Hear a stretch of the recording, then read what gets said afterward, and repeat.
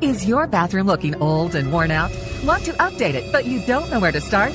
Then let VCI Bath and Shower show you how to turn that old bath into an aisle of beauty and functionality. Our residential bathroom solutions provide the best value on the market, and our customer service is second to none. Our cost-effective VCI Bath and Shower family of products has what you need. Remodeling our bathroom was a big decision for us. They didn't make a mess out of our house at all. And at the end of the day, we had a beautiful new bathroom. And it was a great experience the whole way through. We have the best monthly payment programs in the industry, with payments as low as $68 per month, or no interest, no payments for 18 months. That's right. Get the bathroom of your dreams now and pay for it in 2021. Call 1-800-462-5722 for a free no-obligation price quote. That's 1-800-462-5722. When you want quality bathroom products at a great price, it's got to be BCI Bath and Shower. That's 1-800-462-5722.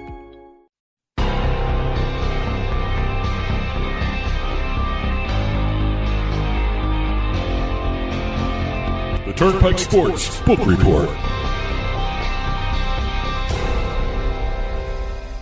The Turnpike Sports Book Report is brought to you by BorgataSports.com. Your favorite casinos now, your favorite sports book available anywhere in New Jersey, BorgataSports.com. Sign up at BorgataSports.com using our promo code PIKE, that's P-I-K-E, and you get a risk-free bet up to $300 and 20 bonus dollars at BorgataCasino.com. Must be 21 years or older and in New Jersey to place a bet. Terms and conditions apply. Gambling problem? Call 1-800-GAMBLER. All right, in this week's book report, we've got our usual suspects of revenue numbers, handle numbers. We have some deals that were made, and we also have some launches. Got a lot of revenue numbers this week. This is the time of year for revenue numbers to come out. So why don't we start with our friends over there in Pennsylvania? Yeah, they did well. They set records for themselves. They did well. They set state records. Wow. They had a total handle of $525.8 million. That's double of October of last year.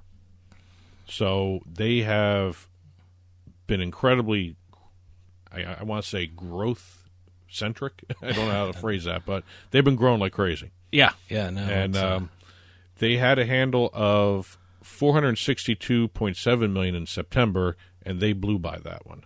They had another $100 million almost in October. An extra $100 million. Yeah. So what was the handle? I just said $525.8 million. Okay. That was double October of 2019. More so. All right. They also had a revenue record. October 2020 had revenue of $36.77 million in revenue. Wow. That was the previous monthly high was in January of 2020 of $22.8 million. So they had $14 more million in revenue come in. You know, I always say my favorite sports book was I just now it's being run by William Hill, but it was Bally's and the Bally's Wild West. It was called The Book. It's not called The Book anymore, but it's still a great site. But my go-to sports book, my go-to physical retail sports book is Parks, and that's in Pennsylvania, and they do a great job over there. Very comfortable. Absolutely, it's a great and sports betting in Pennsylvania is a lot of fun. It is a lot of fun because to see a full day of sports at a sports book is just there's no other feeling in the world, and I can't wait to start doing that again. Hopefully, we can do it soon. Once this pandemic is done. Well, congratulations, Pennsylvania, on 2 new state records. Yes. Moving over to Illinois, bettors wagered more than $305 million on sports in September. They didn't release October yet. They're like a month behind everybody else. All right. So when everyone's releasing September numbers, they're releasing August. When everyone's releasing October numbers, they're releasing their September numbers. So no rush. What the hell? They had $305 million in September of 2020. 92% was wagered from mobile devices. They had just under $7 million in revenue. That's the adjusted gross revenue. That's after you take out the promos and everything else. They had a 2.2% hold. Mm-hmm. Now, I keep mentioning the hold because of what I'm going to talk about after this state, which is Tennessee, which has the required 10% hold. So, but Illinois is actually doing incredibly well. I was actually surprised to find out when I did a little research for this, from June through September, which is when the state launched, really, baseball is the most popular and most profitable handle-wise in terms of money for that state. Yeah, interesting. 3.2 million bets, $133 million from June through September.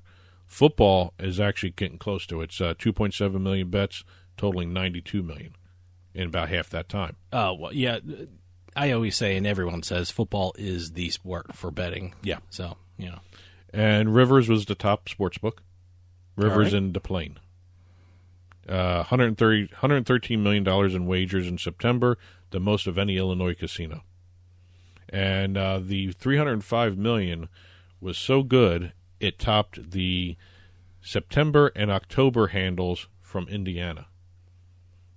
September handle in Indiana was $208 million. The October handle in Indiana was $231 million. Okay. So they beat their neighbor. Okay. Also, over in Illinois, while we're here in this state, might as well talk about what FanDuel did. Yeah, no, it's a big time. When FanDuel first started in Illinois, they had launched with the Paradise Casino. Mm-hmm. As a matter of fact, I remember seeing the mobile app screenshots where it had FanDuel at Paradise on the images. They have transferred their sports betting license from the Paradise to the Fairmount Park racetrack, which is, I think, what they had intended to do anyway. Yeah, no. I mean, it's such a historic place, too. 95-year-old track. Yeah. They're going to be rebranding it as the FanDuel Sportsbook and Horse Racing. Great. And they're also going to be investing. This is the first time FanDuel's doing this. They're going to be investing millions of dollars into the track itself to revitalize the track and the property surrounding it. Well, like I said, and like we talked about in the interview with Bill Pasquarelli, you got to help the horse racing industry across the country, and I think it's such a great thing that sports betting is really aiding the horse racing industry, not only here in New Jersey, again in Illinois too, and you'll see that across the country as well. Well, the one thing that's great with this is FanDuel already has TVG. They own that, the horse racing channel. And it makes sense. TVG, I like TVG. TVG is fun to watch. It's really great. It's constantly fun to watch. And FanDuel and TVG will also fund the renewal and running of the $250,000 St. Louis Derby, which has not been run at that place since 2006. Yeah, like I said, it's such a great thing that sports betting and horse racing almost go hand in hand here in New Jersey. I mean, there's a new sports book that just opened very close to us in Freehold Park. Yeah, I mean, it's just absolutely great. It's the Park Sportsbook. Yes, the Park Sportsbook, but it's owned by Penn National or something like that. Which leads me to believe you're going to see another sportsbook there, too. Maybe. Yeah, no, but Monmouth Park is another place in New Jersey where there's sports betting. There's actually, and also in the Meadowlands, you have two. You have FanDuel and PointsBet. Yeah, absolutely. So they almost go hand in hand. It's great to see these two gambling, establishments helping out each other. Well, it would be nice to see at some point some of these sports books have both sports betting and horse racing together. Yeah. No, that would be nice to combine. Yeah. At some point, that's got to happen. That would actually be the biggest help to the horse racing industry in certain areas anyway. It would certainly be great. Well, that's Illinois. And I had mentioned, the 2% hold with regards to Tennessee. Mm-hmm. Well, we're going to talk about Tennessee now. Okay. In their first week of legal sports betting at Tennessee, now they launched, what was that, November 1st? October 30th, November 1st, something like that. Yeah, something like that. Sports bettors in Tennessee wagered $27 million in the first week. It's all mobile. I don't have to say what retail was because there's no retail. Yeah, there's no. Tennessee's interesting. No casinos, no retail sports books, just only online sports betting. And the very first NFL betting Sunday, they had $5.1 million bet alone on Sunday alone. And the four books that were in operation, I think there's three more coming at some point. But the four that are in operation took $800,000 in revenue from those day one bets. So that NFL Sunday was very lucrative for everybody. Yeah, we're going to hear all about the Tennessee sports betting market because next week we're going to be talking with Stephen Keach from Roto Grinders and Turnpike, Better Collective. Yes. Yep. And he's going to be. He was actually in the state when it launched. So it's always interesting to get the ground level Yeah. perspective there. Yeah, I know. But no, next week, Stephen Keach from Roto Grinders and Better Collective, he's going to give us the lowdown on how it all started. Now, like I said, $800,000 in revenue from just the NFL Sunday. The first week generated $2.5 million in revenue. Wow. And the hold, and everyone made a big deal about this 10% hold. They had a natural hold of 9.3%. Yeah. So, I think that's doable, especially if you got a lot of parlay bettors. Yeah. Well, who was that? I forgot who tweeted this out. I don't know if it's a saying across the board for sports bettors, but parlays don't build bankrolls; they build sports books. that's 100% correct. So, and that leads me into proof positive with Delaware. Delaware huh? released their numbers. Delaware was the one that always had sports betting. They only had parlay only, parlay, which is why weird. we're going to be hearing Okay. a good number here for the books. The October But handle, they changed that though. It's the normal sports betting now. October handle of just over $14 million. Yeah. The hold was 24.87%. Okay. So 24% hold. Yeah, I mentioned. Do they have regular betting now, or no? It's still parlay. Still parlay. Okay. Still parlay only. What a hold! 24%. That's the average. That's the overall hold. Okay. At the tracks, 19.41% hold. At the retail books, 34.25% hold. All right. So the books do pretty well down in Delaware in So terms it's of parlay only betting for retail. Is that Yes. what you're saying? Yes. Wow. Okay. So they had just under $3.5 million revenue and $1.28 million in taxes for the state of Delaware. All right. Moving over to Washington, D.C. I always find Washington, D.C. interesting because there's only two sports books to talk about right now anyway. One is the district-wide one of Gambit, D.C., which is run by Intralot. And then you have the William Hill retail book, which is in the stadium where the Capitals play. And it's owned by Monumental Sports and Entertainment, Ted Leonsis. Sure. William Hill, which is the sportsbook operator for the retail book, they reported 144,882 bets placed in October for a handle of $14.35 million.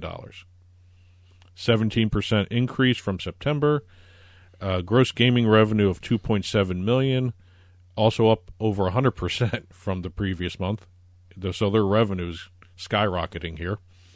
And tax revenue was $271,000. And here's another monster hold, 18.9%. Wow. That's That's bad betting, I would assume. Yeah. Boy. So A lot of parlays, a lot of weird bets, I bet. yeah, and also first-time bettors probably. Yeah, too. yeah. Got to get them up and running at some point. But Gambit DC reported their numbers for October, which were actually pretty good in comparison to what they've been having. Still nowhere near what William Hill did. Gambit DC had a $4.2 million handle in October. They're online only. Okay. Again, they're run by Intralot. A lot of people have a problem with their pricing. But again, it's still bringing in numbers too. So they had a revenue total of $882,000. Okay. Revenue numbers for the app Gambit DC were up almost 65% from September, and they also had their highest revenue figure since they launched in May. So that's basically where we are for this week's episode of the Turnpike Sports Book Report. There is a lot of launches to talk about real quick. Pennsylvania, the Betfred Sportsbook opened up in Wind Creek, Bethlehem. Colorado, PointsBet had their launch, and they also have their headquarters there now. Okay. Indiana had William Hill retail books open in Caesar Southern and Horseshoe Hammond, and Virginia is still looking over 25 applications for the 12 licenses that they're going to be handing out for sports betting in that state. So that's it. These, and we have other news stories. Take a look at the Turnpike Sports blog for those. TurnpikeSportsRadio.com. Click on the blog. You'll see these posted up after this episode of the book report airs, about an hour after it is released. And if you have any questions or if you have any other news, info@TurnpikeSportsRadio.com is the best way to reach the show. And that'll do it for us this week. And if you're going out to one of the newly reopened casinos or sports books, please be safe. We'll see you next time on the Turnpike.